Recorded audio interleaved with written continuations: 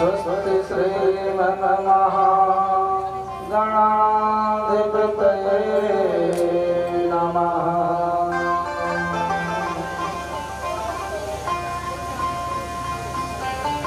श्री गुरुचरणकमलेभ्यो नमः।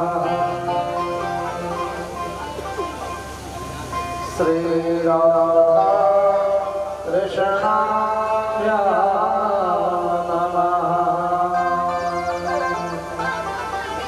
राधा साम्यं साधनमयस्य राधा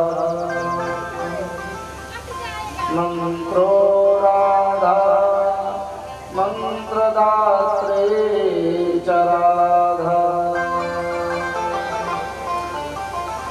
सर्वं राधा जीवनं यस्य राधा राधा राधा वाचिकमनामशेषम् वाञ्छाकल्पतरुभ्यश्च कृपा सिन्धुभ्येव च पतितानां पावनेभ्यो श्रीवैष्णवेभ्यो नमो नमः। नारायणं नमस्कृत्य नरं चैव नरोत्तमम् देवीं सरस्वतीं व्यासं ततो जयमुदीरये।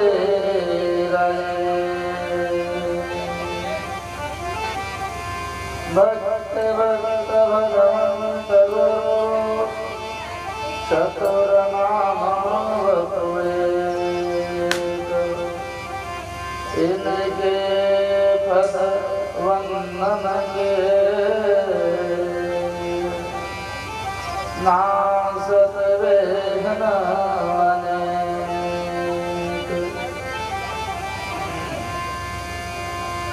जय जय श्री राधा रमण जय जय नवल किशोर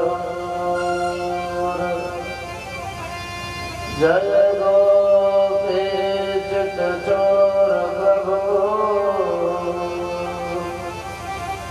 जय जय माखन चोर। प्रेम से बोलो बांके बिहारी लाल की जय। आनंद कंद भगवान की जय। अनंत कोटि वैष्णव की जय। परमाराध्य प्रिया प्रेम श्री राधा माधव की अनंत कृपा से संप्रवाहित श्री तिवारी परिवार के द्वारा आयोजित श्रीमद् भागवत सप्ताह गंगा में आइए षष्ठम दिवस में हम लोग गोता लगाने चलते हैं। उससे पहले 2 मिनट भगवान नाम संकीर्तन का आनंद लेते हैं।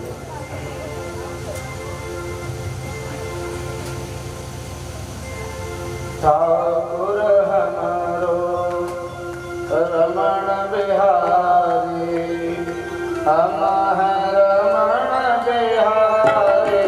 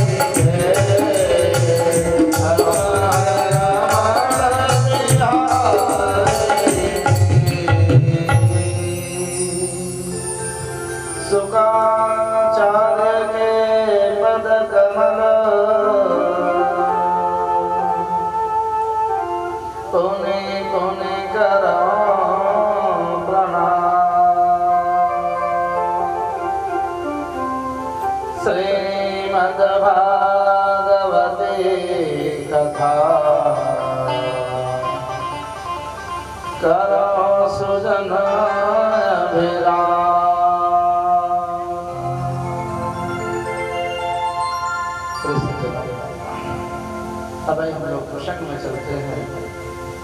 कल हम लोगों ने श्रवण किया ब्रह्मर्षि शुक्राचार्य महाराज जी ने संतों के मध्य में राजर्ष परीक्षित से भगवान के गोवर्धन लीला के कथा का आनंद प्रदान किया। देवराज इंद्र इतने अभिमानी हो गए थे कि स्वयं ही त्रिलोकी के ईश्वर बन रहे थे। भगवान ने उनके गर्व को अहंकार को चूर करने के लिए गोवर्धन की लीला रची और उसके लिए गोविंद ने अपने दिव्य ऐश्वर्य को प्रकट किया है। 7 वर्ष की बहुत ही नन्ही बाल अवस्था में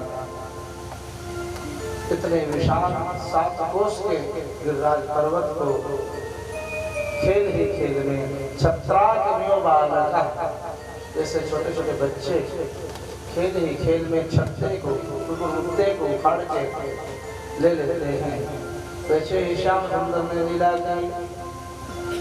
देवराज आकर के क्षमा प्रार्थना करते स्तुति करते हैं और पुनः स्वर्ग के लोग तो भगवद आज्ञा से चले गए हैं। इस अद्भुत दिव्य लीला को देख करके ब्रजवासियों के मन में बहुत बड़ा संदेह हुआ और कुछ बड़े बड़े ब्रजवासी बाबा नंद के पास पहुंचे हैं तो कहते हैं बाबा बाबा हम आपसे कुछ विशेष बात करना चाहें। आप पहले तो ये बताओ क्या कहियो तुम्हारो लाल है बेटो है शंका बैठी है। ब्रजनाथ तदात्मजे ततो नो जायते शंका ब्रजनाथ तवात्मजे। हे ब्रजनाथ तुम्हारे लल्ला कन्हैया के विषय में हमें बहुत बड़ी शंका संदेह उत्पन्न हो गया है। सच में बताओ क्या कन्हैया तुम्हारा लाल है बेटो है? क्योंकि एक साधारण बालक ऐसे इतने विशाल गोवर्धन को कैसे उठा सकता है? देवराज के कोप से रक्षा कैसे कर सकता है? अभी तक हम लोगों ने सोची जितने भी राक्षस आए हम सब मिल करके लाठी डंडा से मार पीट करके उनको संभाल किए हैं। अगर सूक्ष्म दृष्टि से देखो जाए तुम सबका इस कन्हैया ने ही कियो है। सच में बताओ नंद क्या कन्हैया तुम्हारो लाभ है? कि तुम्हारो मुखारविंद मैया यशोदा का मुखार मंडल भी कन्हैया से कहीं भी नहीं मिले। गौरांगी यशोदा गौरांग आप और कृष्ण कन्हैया कालो कलूटो कैसे आपके लाल हो गए? मुस्कुराते हुए नंद जी कहते हैं हे गोपो तुम्हारी शंका उचित ही है।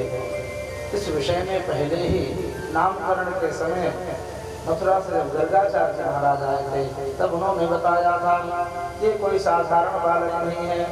मैं भी स्वयं कन्हैया के लीला चरित्रों को देख करके आश्चर्यचकित हो जाऊं। गोपायस्व समाहितः ये बालक तुम सब ब्रजवासियों की बार-बार रक्षा करेगा क्योंकि कोई साधारण बालक नहीं। नारायण समो गुणैः ये नारायण के समान बल वीर तेज गुण वाला प्रभाव वाला होगा। वालिंते सभी ब्रजवासी कन्हैया को भगवान मानने लगे हैं। अब गोचारण में सब जाए रहे हैं साथ में। पहले ग्वाल बाल के साथ कन्हैया चलते तो उछलते कूदते अनेक प्रकार का निरादर होता है मित्र भाव में। लेकिन अब सब ग्वाल बाल कन्हैया को भगवान मान रहे हैं। या ताई बहुत सावधानी से चल रहे हैं। वो निरादर प्रेम का भाव दूर हो गया, मर्यादा आ गई है, भय आ गया है। कन्हैया ने कही मधुबंधन श्री रामा देवप्रस्थ वरुथक ग्वालवाल का नाम ही है। क्या बात है काहे को हमसे दूरी जा रहे हो तुम सब? कन्हैया कछु बात ना है लाला मैंने सुनी कि तुम कोई भगवान हो। कन्हैया सच में बता दे का तू भगवान है का? प्रभु ने मुस्कुराते हुए हाँ मैं भगवान हूँ। ये तो गोविंद ने कृष्ण और राम में यही थोड़ा अंतर भेद है। तत्वतः दोनों एक ही हैं। लीला पुरुषोत्तम और मर्यादा पुरुषोत्तम का ही थोड़ा भेद है। हाँ मैं भगवान हूँ। कन्हैया तो भगवान है ना तो मुझको तो अपना वैकुंठ धाम का दर्शन करा दो तब मैं जानूँ। फिर क्या था? गोविंद ने समस्त ग्वाल बालों को लेकर के ब्रह्मरथ में डुबकी लगवाई है। और जितने भी ग्वाल बाल थे डुबकी लगाए वृंदावन के ब्रह्म कुंड में। रंग जी के मंदिर के बगल में जो कुंड है तो सब पहुंच गए हैं वृंदावन धाम से सीधे वैकुंठ धाम पहुंच गए हैं। ऐसा अद्भुत धाम जहाँ पर सूर्य चंद्र तारों की गति नहीं, अग्नि की ज्योति नहीं, प्रकाश नहीं, जो दिव्य धाम स्वयं ही प्रकाश स्वरूप है। जहाँ मृत्यु काल यमराज बुढ़ापा जरा आदि का कोई भय नहीं, कोई शोक नहीं, कोई मोह नहीं, आनंद में जो धाम है। सत्यम ज्ञानमनंतमय ब्रह्म ज्योति सनातनम यद्य पश्यन्ति मुनयो गुणाकाये समाहिताः। गुणों के तीनों गुणों से जब ऊपर उठते हैं तब बड़े बड़े सूक्ष्म तत्वदर्शी ऋषि मुनि ही उस परम पद को प्राप्त करते हैं। आज भगवत कृपा से ग्वाल बालों ने आया से दर्शन किया है। पुनः कन्हैया सब ग्वाल बालों को लेकर के वृंदावन पकड़ रहे हैं। इसके अनंतर एक दिन एक और घटना घटती है। नंदराय जी महाराज एकादशी बड़े विधि से करते हैं। एकादशी त्रिदिवसीय होता है। दशमी को सायंकाल भोजन नहीं करना चाहिए, एकादशी को पूरा व्रत रहे और द्वादशी को भी मध्याह्न में व्रत आदि आधा आदि करके प्रदान आदि करके उसके बाद फिर पूजा पाठ करके भोजन करके तब पारणा करें मध्याह्न में। इस प्रकार से विधि विधान से एकादशी का बड़ा ही महत्व है। एकादश्यां निराहारः समभ्यर्च जनार्दनम् नन्दः कृष्णस्तु कालिन्द्यां द्वादश्यां जलमाविशत्। नंदराय जी ने बड़े बड़े विधान से एकादशी का व्रत किया। ऐसा उत्तम श्रेष्ठ विधान है निराहार। निराहार करके व्रत कर रहे हैं। एकादशी का मतलब ही यही है कि एकादश इंद्रियां, पंच कर्मेंद्रिया, पंच ज्ञानेंद्रिया, 11वां मन, इन 11 इंद्रियों के द्वारा अपने दिव्य आत्मा का चिंतन, परमात्मा का भजन करना ही एकादशी का दिव्य रूप है। लेकिन आज के समय में व्यक्ति अन्न के बिना रह पाना मुश्किल होता है। फलाहार करना, फलाहार बड़ा सुभाग्य होता है। बहुत जल्दी बच जाता है, बहुत जल्दी भूख लग जाती है तो लोग एकादशी नहीं 2 बार तो 3 बार खाई देते हो जाए। और इस प्रकार से अनेक प्रकार के पकवान बनाते हैं। हमारे तिवारी जी भी बोले महाराज जी कल एकादशी है, कल ये बोले वो, सब पहले से लोग थोड़ा तैयारी कर लेते हैं। एकादशी का विधान से पालन किया नंदराय जी ने और रात्रि में शयन किए। एकाएक 2 बजे लगभग नींद खुल गई और भ्रम हुआ है, धोखा हो गया। और ऐसा हुआ कि लगता है कि भोर हो गया, प्रातः काल हो गई है, चलो जल्दी से जमुना स्नान करके आऊँ, पूजा पाठ करके दान करके कुछ भोज पुरुषार्थ तैयारी किया जाए, जलपान किया जाए। नंदराय जी अश्व में जमुना में स्नान करने के लिए गए। वरुण के दूतों ने पकड़ करके बंदी बना के सीधे वरुण लोक में लेके चले गए। विभावरीपुरी वरुण का देश है, लोक है। वरुण ने बंदी बना करके नंद जी को वहीं रख लिया। इधर प्रातः काल की बेला हुई है, यशोदा पे हल बह गई, बाबा दिखनाए गए हैं। ग्वाल बालों ने खोज की नहीं है, कहीं मिल लाए गए हैं। खोजते खोजते कुछ ग्वाल बाल गए हैं यमुना के तट पर। नंदराय जी के वस्त्रों को, आभूषणों को नदी के तट पर देखा है। कन्हैया, दाऊ, बलभद्र भागते भागते पकड़कर आए हैं भगवान। और जो ही यमुना में डुबकी मारी पहुंच गए बाबा के पास वरुण लोक में। जो ही वरुण लोक में गोविंद प्रकट हुए हैं। अभी प्रभु की आयु मात्र 7 वर्ष की बाल अवस्था ही है। क्या दिव्य कमनीय रमणीय प्रभु का मनोहर रूप है। जो ही सिंहासन पर बैठे हुए पश्चिम दिशा के लोकपाल हैं वरुण, विशेष देवता हैं, जल के अधिष्ठात्री देवता हैं। देवताओं के मंत्रिमंडल में जल के सबसे बड़ा देवता है। वरुण देव ने जो ही देखा साक्षात परम ब्रह्म नारायण कृष्ण के रूप में पधारे हैं। अपने सिंहासन से उतरे हैं, अपने मुकुट को उतार के कन्हैया के शरण में रखे और स्वयं हाथ पकड़ के लेकर के गए। अपने सिंहासन पर बैठाए करके स्वयं नीचे बैठ गए हैं और हाथ जोड़ करके निवेदन करते हैं, राम हमारे दूतों से बहुत बड़ा अपराध हो गया है, अतः आप क्षमा करें हमारी गलती को। अजानता मामकेन मूढ़ेना कार्यवेदिना आनीतोऽयं तव पिता तद्भवान् क्षन्तुमर्हति। आप कृपा करके क्षमा करें। मुस्कुराते हुए वरुण ने फिर से कहा, प्रभु एक चीज मैं कहना चाहूँगा कि अगर हमारे दूत ऐसा अपराध न करते तो आप हमारे द्वार पर कैसे आते हैं? हे पिता हे पितृवत्सल, हे पितृवत्सल प्रभु आप अपने पिताजी को लेकर के जाइए, हमारे अपराध को क्षमा करें। पास में ही बंदी बने हुए नंदराय जी देख रहे हैं, हमारे कन्हैया की पूजा वरुण भी कर रहे हैं।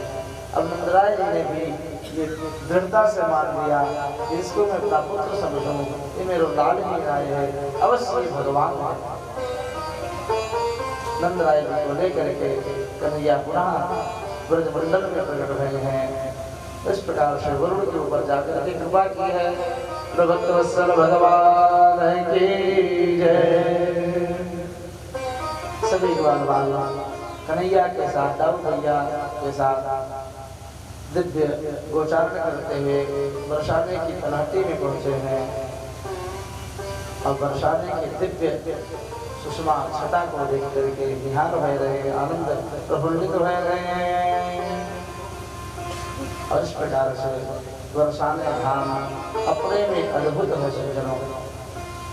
श्री कृष्ण है साक्षात परम ब्रह्म और ब्रह्म के लीला में तीन जो त्रिदेव हैं, उन्हीं ब्रह्म के जो तीन रूप हैं, वे तीनों देवता भी एक एक अंश से अचल माने पर्वत का रूप धारण करके कृष्णावतार में सहयोग प्रदान किए हैं। ब्रह्माचल के रूप से बरसाने में ब्रह्मा जी प्रकट हुए हैं, पर्वत के रूप में कंचन प्रकट किया। विष्णु भगवान साक्षात गोवर्धन के रूप माने गए हैं। अनंत गांव में जो पर्वत है वो शिव जी के अंश से प्रकट हुआ था। ऐसे भी दिव्य लीलाएं ग्रंथ संहिता में वर्णन किया गर्गाचार्य जी ने। और इस प्रकार से बरसाने के दिव्य छटा सुषमा को देख करके सभी ग्वाल आनंद में विभोर हो रहे हैं। अब सज्जनों, गोपिकाएं कन्हैया के दर्शन के लिए व्याकुल होती हैं। कछु एक आध गोपी को के दर्शन सफल में ना आए ना, वे कन्हैया से निवेदन करें, प्रार्थना करें, श्याम सपने में आता क्यों नहीं, प्यारी सूरत दिखाता क्यों नहीं। श्याम सपनों में आता क्यों नहीं, श्याम सपनों में आता क्यों नहीं, श्याम सपनों में आता क्यों नहीं, प्यारी सूरत दिखाता क्यों नहीं, प्यारी सूरत दिखाता क्यों नहीं।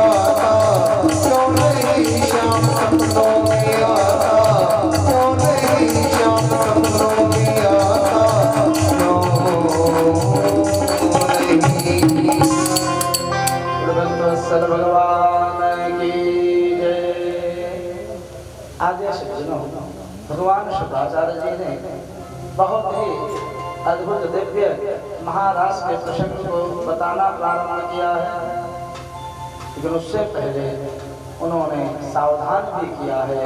हे राजर्षि परीक्षित, सावधानी पूर्वक इस दिव्य चरित्र को सुनना, लौकिक भौतिक दृष्टि से नहीं आध्यात्मिक दृष्टि से अवगाहन करना। क्यों?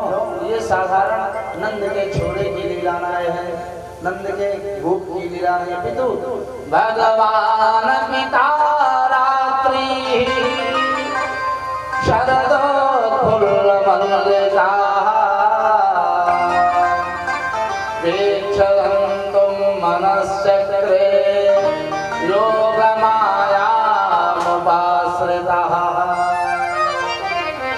भगवान ने भी जब दिव्य शरद पूर्णिमा की अद्भुत दिव्य रात्रि को देखी, तब योग माया का आश्रय लिया है और महाराज पूर्णिमा की तैयारी की है। कन्या बार के साथ गोचारण करके सर्वप्रथम नंदगांव में पहुंचे हैं। लोगों को गौशाला में प्रविष्ट कराए करके पहुंचाए करके और स्वयं अकेले वंशी लेकर के लौट आए वृंदावन की तरफ। कदम की दिव्य डाल पर बैठ गए हैं। सूर्य नारायण पूर्णिमा को जो ही अस्ताचल पर जाते हैं, उसी क्षण पूरब में चंद्रोदय हो जाता है। पूर्णिमा का दिव्य चंद्र अनेक प्रकार की चांदनी छटाओं को बिखेरते हुए प्रकाशित होते चले आ रहे हैं आकाश में।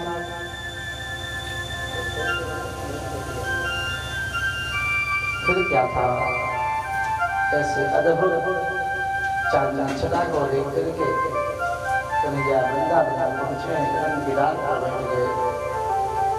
सुदेव जी कहते हैं राजर्षि परीक्षित, उस समय वृंदावन की दिव्य अद्भुत छटाएं हो रही हैं। चंपा, जूही, चमेली, गुलाब, अगर, कमल, मुदनिया सब इस पूर्णिमा में प्रफुल्लित हुई है, फूली हुई हैं। अनेक प्रकार के पुष्पों से पूरा वृंदावन सुगंधि से पूर्ण हो गया है।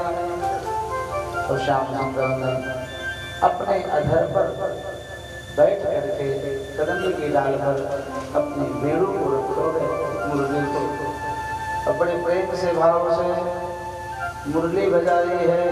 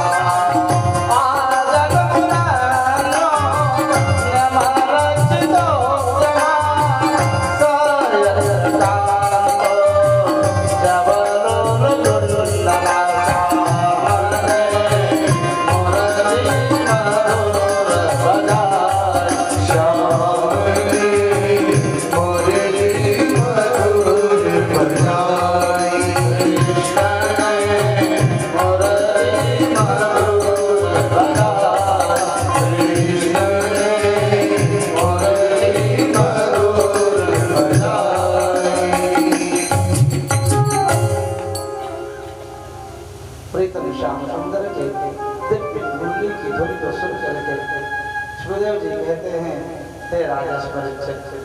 गार्हस्थ काल में लगी हुई गोपिकाओं ने जो ही कन्हैया की मुरली के वादन को सुनो है, अपने लौकिक कार्यों को छोड़ना प्रारंभ किया। एक गोपी गोदोहन कर रही है, उस समय गोधूली की बेला है। दुहंतो भिययुकाश्च दोहम हित्वा समुत्सुकाः पयोधि सत्य संजाव मनुत्वास्या पराययुः। एक गोपी जो गोदोहन कर रही है, श्याम सुंदर प्रीतम की वंशी की ध्वनि को सुनते ही अपने दोहनी को फेंको और भाग चली वृंदावन की तरफ।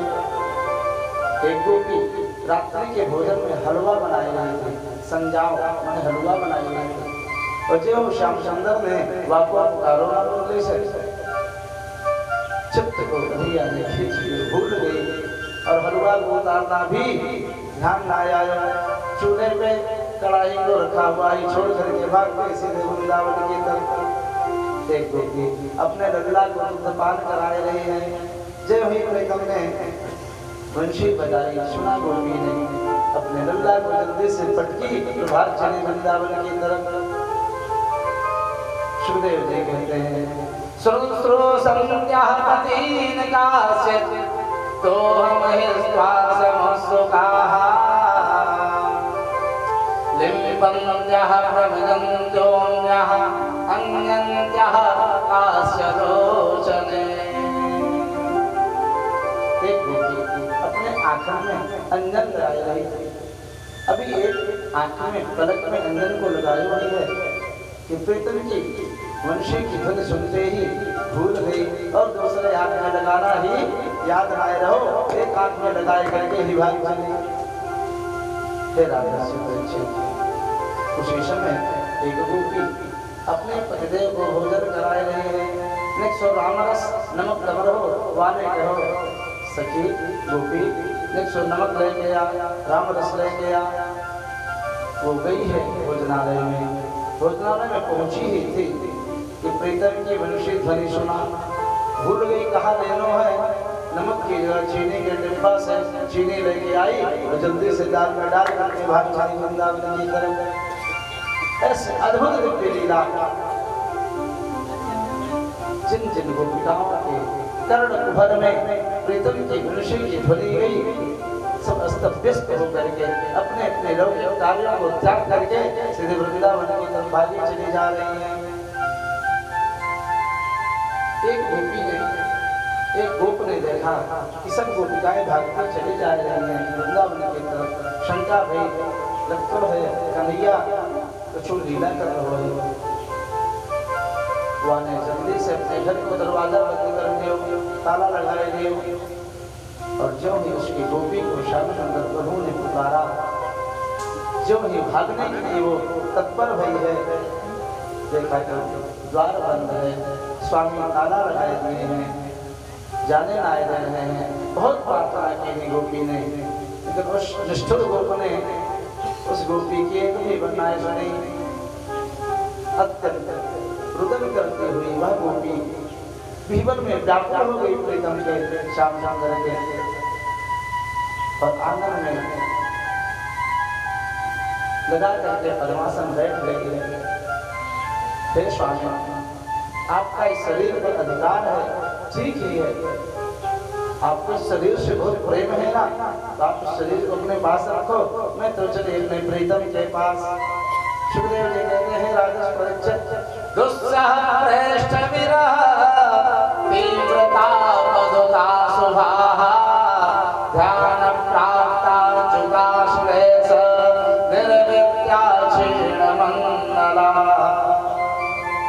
भगवान के दिव्य उत्कृष्ट विरह के कारण उसके समस्त पाप और बुरे की जंजीरें टूट गई, नष्ट हो गई, और अपने पांच भौतिक तन को शरीर को छोड़ करके दिव्य चेतन जीव रूप से सीधे चली गई सज्जनों वृंदावन की तरफ। जो गोपिकाएं नीचे से भागती गई हैं वे अभी पहुंच रही है, पीछे जो ऊपर ऊपर गई वो आगे पहुंच गई, फिर भी पीछे से सब गोपिकाएं आएंगे। जब प्रीतम श्याम सुंदर ने गोपिकन को देखा, मुस्कुराते हुए गए हैं, आओ महाभागशालिनियों गोपिकाओं, तुम्हारा स्वागत है।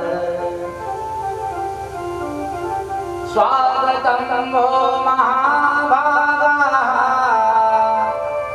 प्रियं किं करवाणि वः व्रजस्यानामयं कच्चित् ब्रूतागमनकारणम्।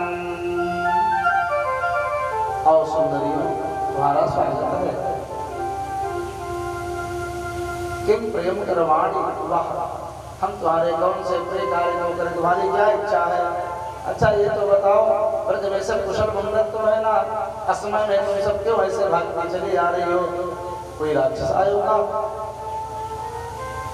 ब्रूतागमन कारण, अपने आगमन का आने का कारण बताओ मुझे। जब श्याम सुंदर ने प्रभु ने उन गोपिकाओं को कहा तुम्हारा स्वागत है, आओ, तब बड़ी आह्लाद में डूब गई, बड़ी प्रसन्न बनी है।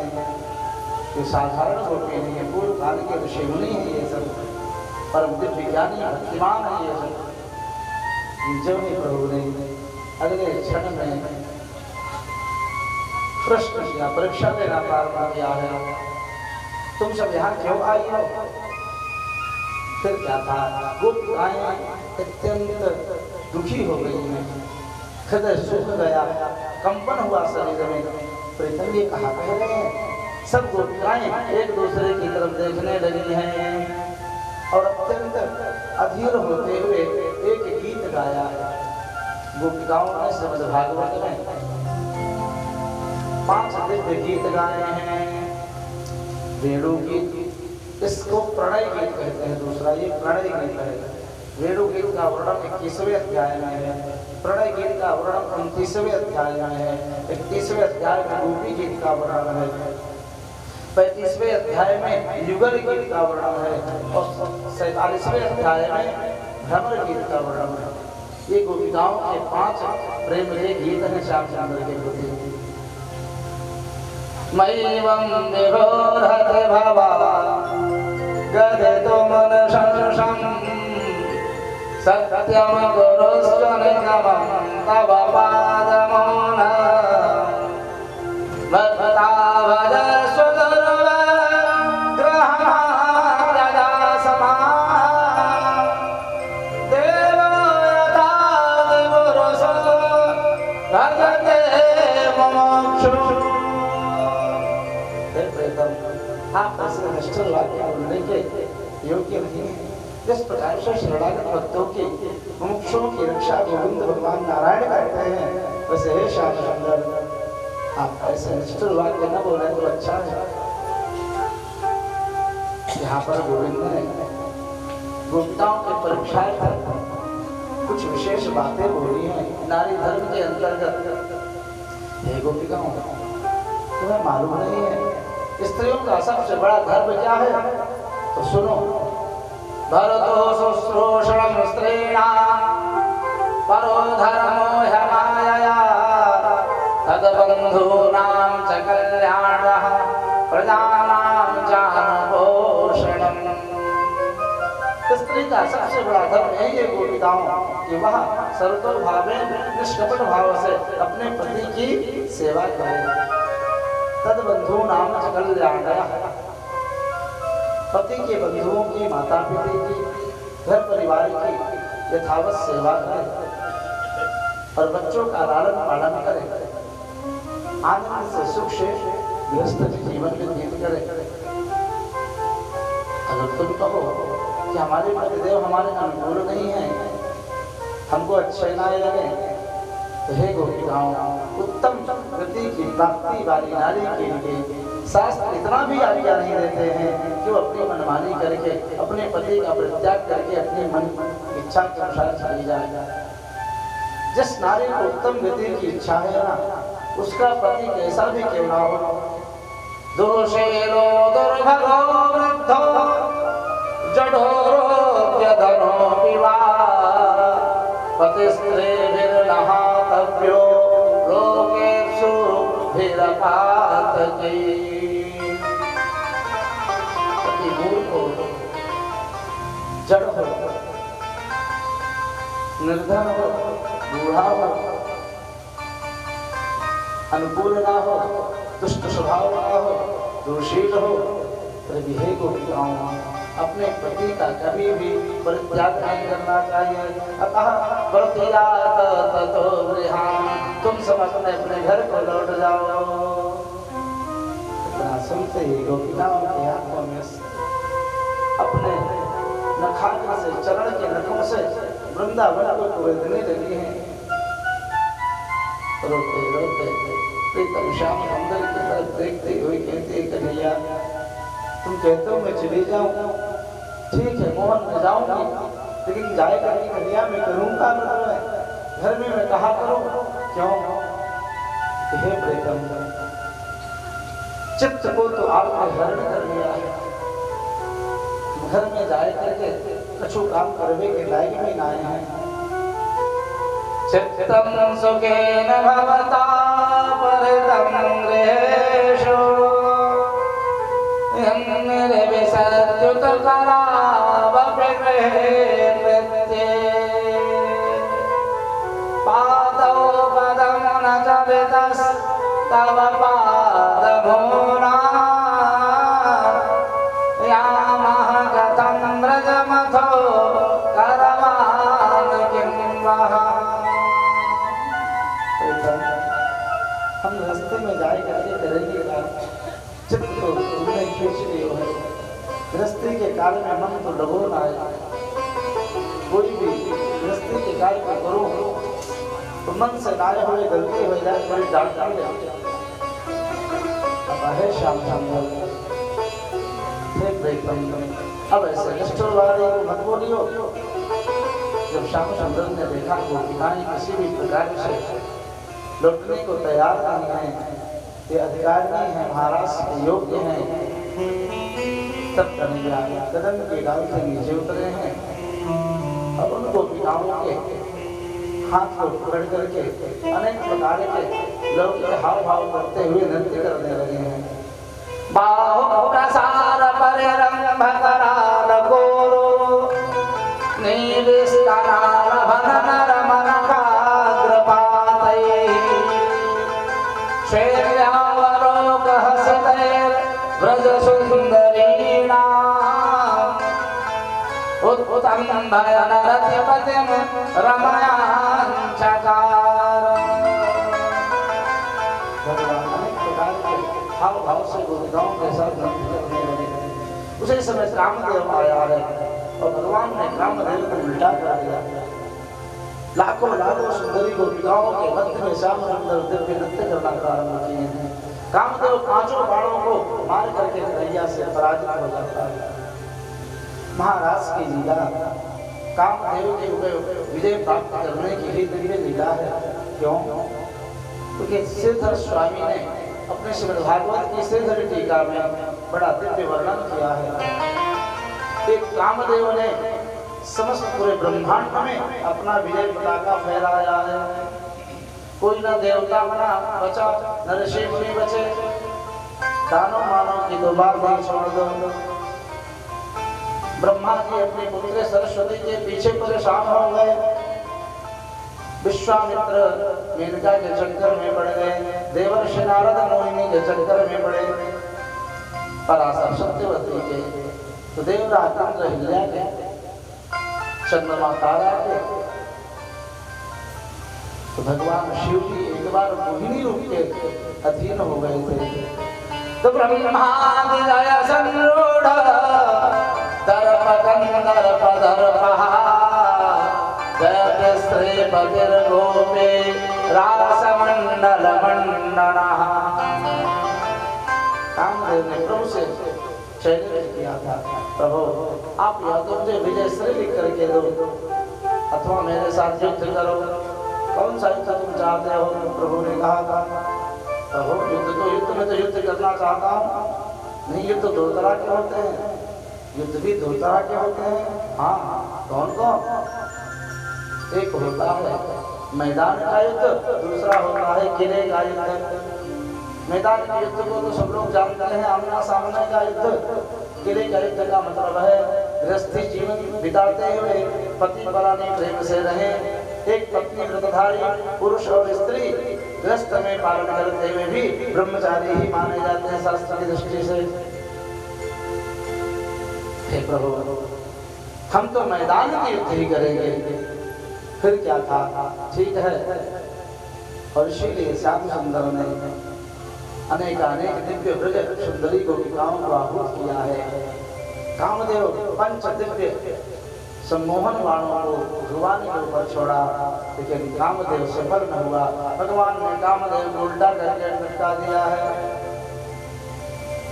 सैकड़ों गोपिकाओं के मध्य में जो परम परमात्मा अपने स्थिति से च्युत ना हो, तभी तो उनका एक नाम अच्युत हो गया। अच्युत भगवान की जय।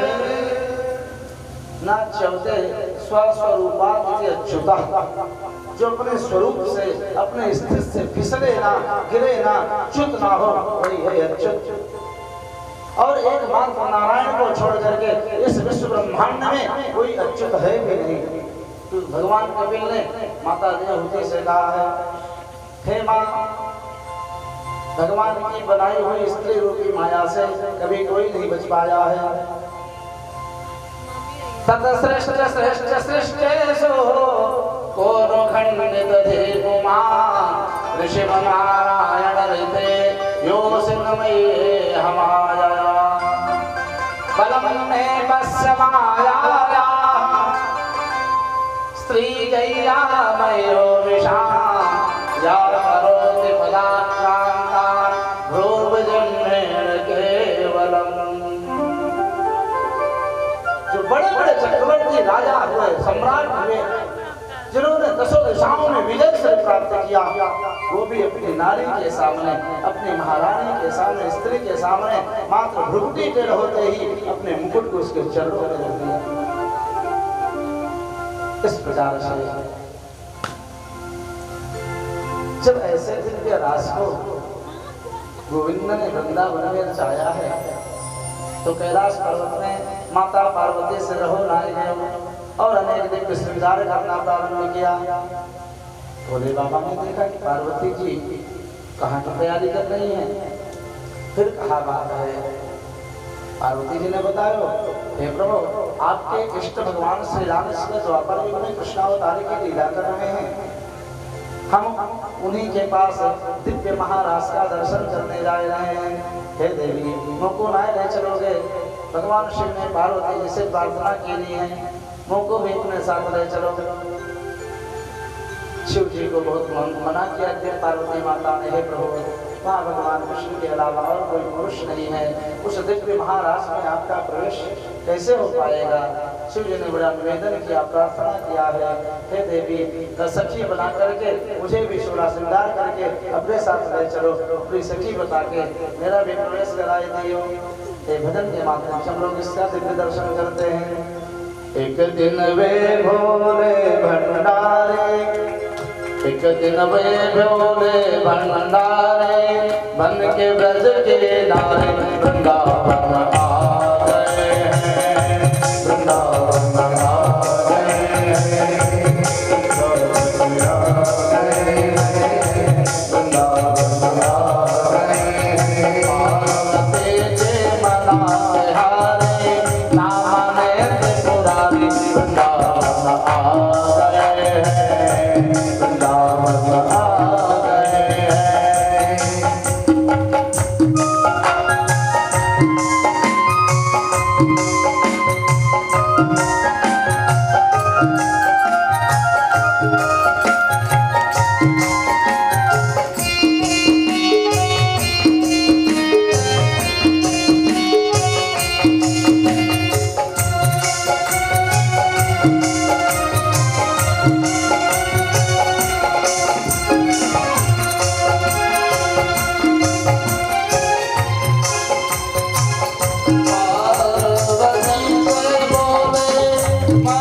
तेरे